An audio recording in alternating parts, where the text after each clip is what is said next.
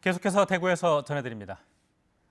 다가오는 4월 총선은 보수가 얼마나 새로운 모습을 보여주느냐에 성패가 달려있다고 봐야 할 것입니다. 부산 경남에서는 의원들이 책임을 지고 불출마 선언을 잇따라 내놓고 있지만 TK 의원들은 자리 지키기에 골몰한 모습입니다. 윤태호 기자가 취재했습니다. 자유한국당 대구 경북 의원들이 한자리에 모인 합동 신년 인사회에서 최교일 경북도당 위원장은 황교안 대표 앞에서 의미심장한 발언을 합니다. 대표님께서 분명히 말씀하셨습니다. 끝까지 패스트트랙에 지향해서 기소당한 우리 의원들 끝까지 지키고 보호해줄 것이다. 여러분, 우리 대표님 말씀 믿습니까? 지키고 보호해달라는 말은 공천 학살을 하지 말라, 다시 국회의원이 될 수 있도록 배려하라는 뜻으로 해석됩니다. 부산 경남의 한국당 의원 6명이 이대로 가면 한국당이 폭삭 망한다는 위기를 느껴 총선 불출마를 선언한 것과는 대조적으로 대구 경북에서는 이런 희생을 찾아볼 수 없습니다. 강성 단일 대우를 형성을 해서 우리 황교안 대표님을 중심으로 해서 그야말로 일사불란한 전투태세를 갖추는 것만이 우리가 완성을 할 수 있다. 그렇게 믿습니다. 대구 경북 유권자들이 한국당 의원들의 자리를 지켜줄 것이라는 믿음을 바탕으로 총선에서 승리하자는 뜻으로 읽힙니다. 하지만 의원 자리를 지키기 위해 애써 민심을 외면하고 있는 것 아닌가 하는 비판이 나옵니다. 당무감사에서 대구 경북 의원을 100% 물갈이해야 한다는 결과가 나왔단 말이 나돌지만 아랑곳하지 않는 모습입니다. 여기에 당 안팎에서 황교안 리더십에 의문을 제기하는 목소리가 커지면서 지역 의원들이 당론과는 별개로 각자 살 길을 찾는 쪽으로 마음을 정했다는 분석도 나옵니다.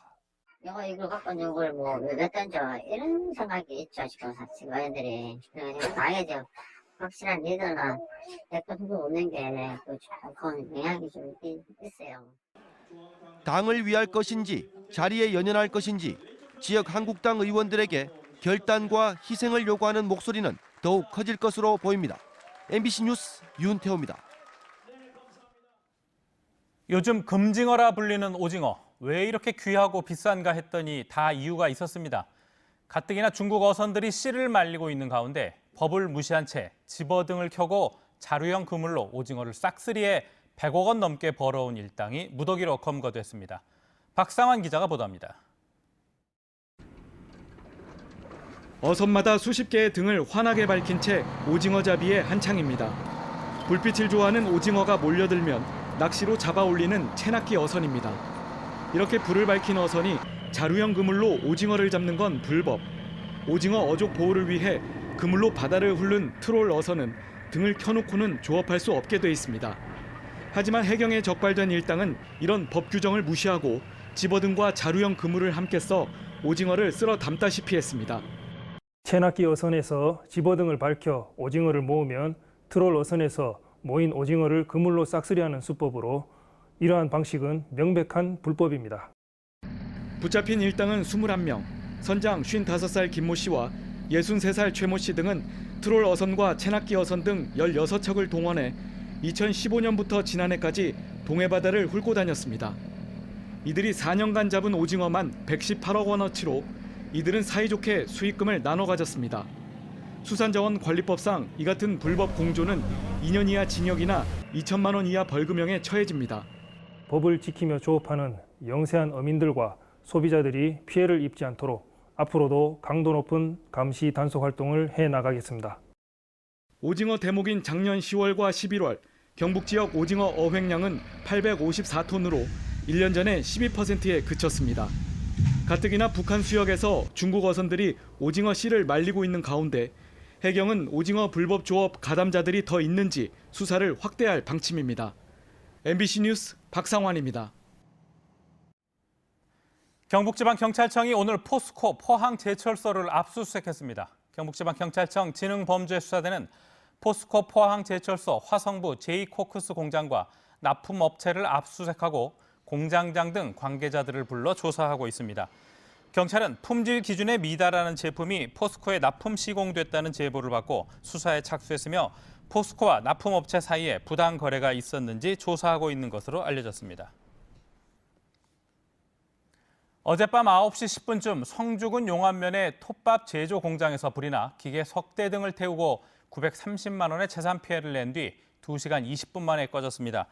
오늘 새벽 1시 반쯤에는 김천시 앞호읍 경부고속도로 서울 방향 김천 분기점 인근에서 가드레일을 들이받고 앞부분이 파손된 SUV 차량이 발견됐습니다.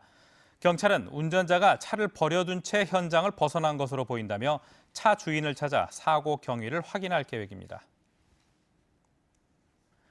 대구 한 산후조리원에서 신생아들이 호흡기 세포 융합 바이러스, 즉 RSV에 감염돼 보건당국이 감염 경로 등을 조사하고 있습니다. 대구시에 따르면 지난달 30일 달수성군 A 산후조리원을 거쳐간 신생아 4명이 병원에서 RSV 감염 판정을 받아 치료를 받았습니다. 보건당국은 감염 사실을 파악한 직후 해당 산후조리원을 폐쇄했는데 잠복기가 지나 추가 감염자는 발생하지 않았다고 밝혔습니다.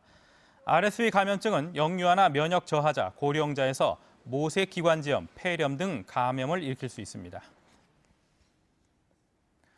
우리 복지 시민 여러분, 지난 연말 북구 일가족 사망 사건은 찾아가는 복지 실패의 전형이라며 사회복지 전달 체계를 총체적으로 점검할 것을 촉구했습니다. 복지연합은 이들 일가족은 긴급복지지원법 대상임에도 대구시와 북구청은 지원 요청이나 신고가 없었다는 말만 되풀이한다며 실정법상 도움을 줄 수 있는 것이 없었다는 거짓말을 그만하라고 사과하라고 요구했습니다. 또 사회적 충격을 준 사건이 발생했음에도 시나 구청은 재발 방지 대책이나 관련 브리핑조차 하지 않았다고 지적했습니다. 이상으로 MBC 5시 뉴스를 마칩니다. 고맙습니다.